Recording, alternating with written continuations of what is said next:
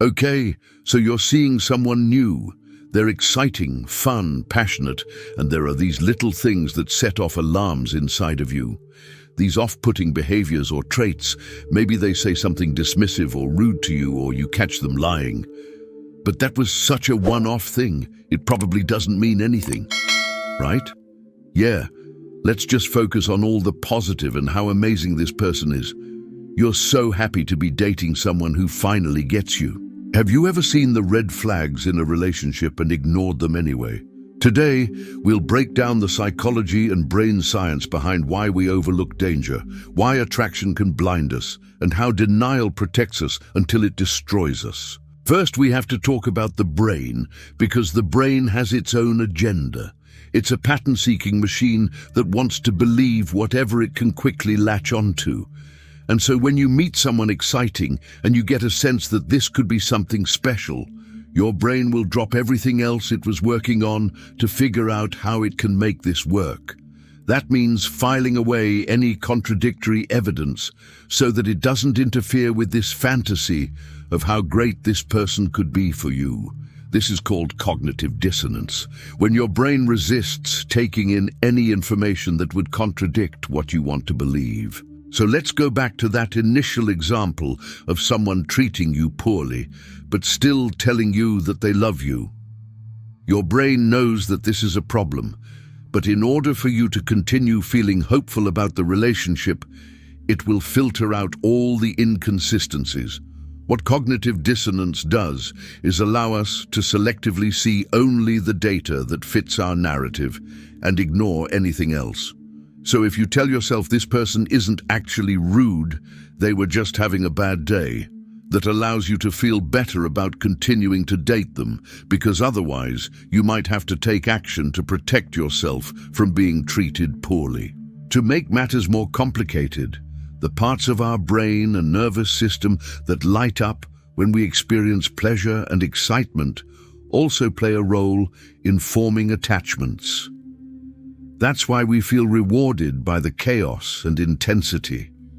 The bonding hormones dopamine and oxytocin are released every time we feel a sense of connection, no matter what else is happening in the relationship.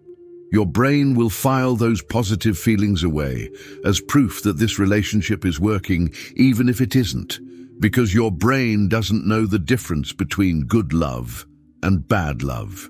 It only knows that it's receiving signals that this person is important.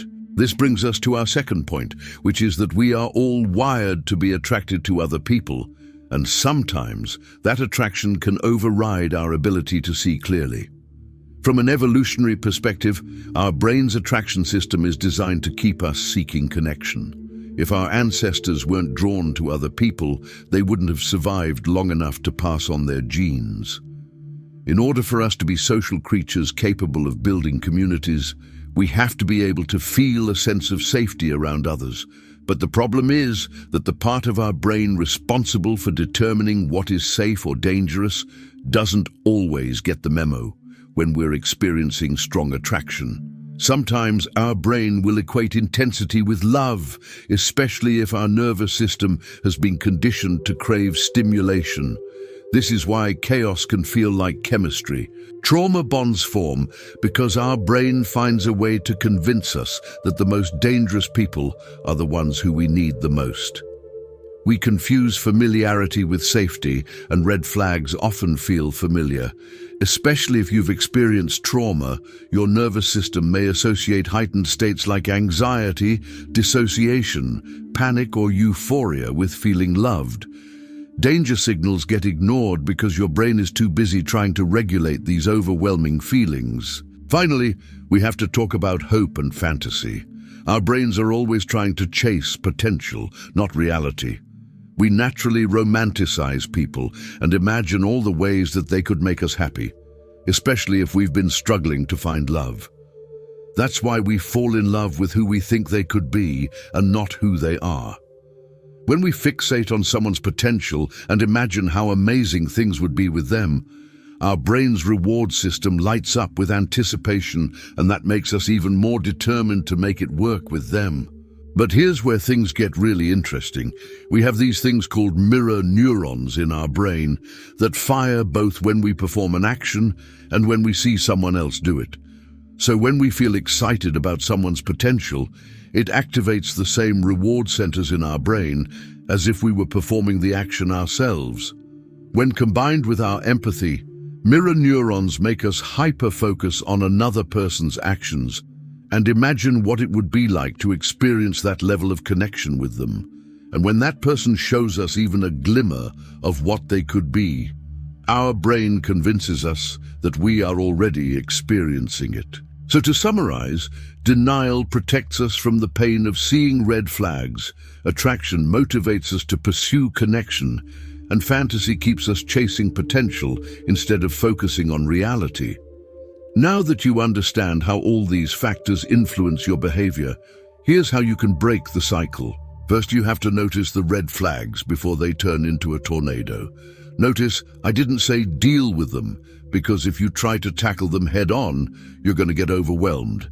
Instead, you have to slow down your brain's attraction response by naming the red flags. When you're able to remove yourself from the intensity and look at the situation objectively, that's when you can decide how to respond. The more self-aware you become, the less likely you are to ignore warning signs. Next, we have to teach our nervous system that red flags aren't a sign of love. Most of us have been conditioned to believe that love should feel exciting and unpredictable. And while that might be true for some kinds of love, there is no love without safety and respect. So practice reframing thoughts like, if they only love me when I'm being crazy, then they don't love me. Love without respect and safety is not love, it's survival mode. This isn't a perfect solution, but it's a starting point. Finally, you can use your prefrontal cortex to look at the big picture. Anytime you feel tempted to ignore a red flag, ask yourself, what would I tell my best friend if they were dating this person? You can also take notes and write down the early signs you've ignored in past relationships and compare them to the list when you start noticing red flags in a new relationship. Here's the thing, denial, attraction, and danger signals are not random. They're brain-driven. If you're tired of repeating the same painful patterns, start honoring red flags as messages, not mysteries. Your brain is always going to try and convince you that the person you're dating is perfect, but it doesn't know that. All you have to do is tune out the noise and listen to yourself. Thank you for watching this video.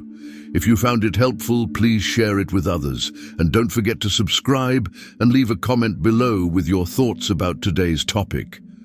To learn more about how our brain's attraction system works and how to stay safe while dating, click the video on screen now. Real love doesn't ask you to ignore yourself.